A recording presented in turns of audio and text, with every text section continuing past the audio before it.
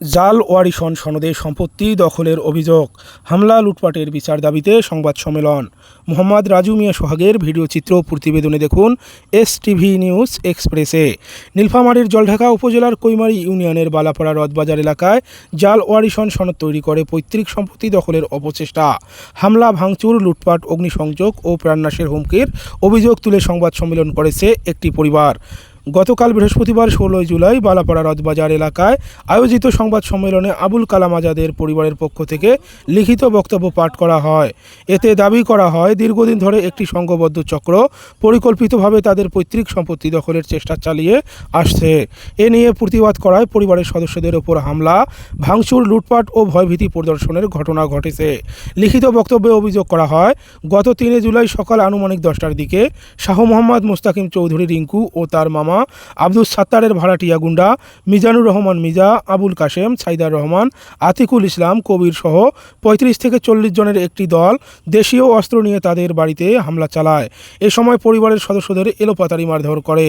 এতে 6 থেকে 7 জন গুরুতর আহত হয়। পাশাপাশি বসতবাড়িতে ভাঙচুর, মালামাল লুটপাট এবং অগ্নিসংযোগের ঘটনাও ঘটেছে বলে জানা যায়। পরিবারটির ভাষ্য, প্রকৃত পিতা পরিচয় গোপন রেখে চাচাকে বাবা হিসেবে দেখিয়ে জাল ওয়ারিশন সনদ তৈরি করেছে।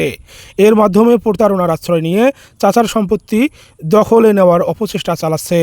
সংবাদ সম্মেলনে আরও অভিযোগ করা হয়, এসব ঘটনার প্রতিবাদ করায় তাদের বিরুদ্ধে মিথ্যা মামলায় জড়িয়ে দেওয়ার হুমকি দেওয়া হচ্ছে। পাশাপাশি বিভিন্নভাবে ভয়ভীতি প্রদর্শন করে পরিবারটিকে এলাকা ছাড়তে বাধ্য করার চেষ্টা চলছে। ফলে তারা বর্তমানে চরম নিরাপত্তাহীনতার মধ্যে রয়েছেন বলে দাবি করেন।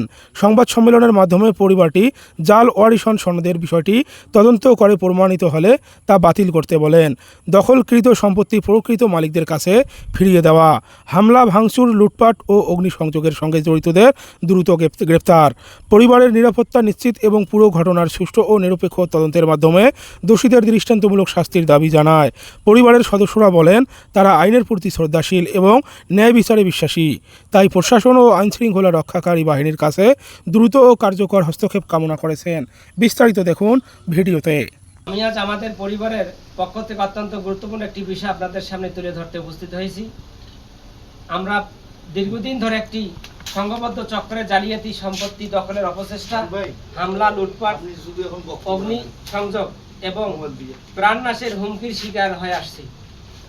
সম্মানিত সাংবাদিকবৃন্দ, গত 3 জুলাই 2026 তারিখ রোজ শুক্রবার সকাল আনুমানিক 10টার দিকে কর্তৃপক্ষ শাহ মোহাম্মদ মোস্তাকিম চৌধুরী রিঙ্কু, আব্দুস সাত্তার, মিজানুর রহমান মিজা, আবুল কাশেম, সাইদার রহমান, আতিকুল ইসলাম, কবির হোসেন সহ তাদের আরও পেটুয়া বাহিনী 35 থেকে 40 জন সহযোগী পরিকল্পিতভাবে আমাদের পরিবারের উপর হামলা চালায়।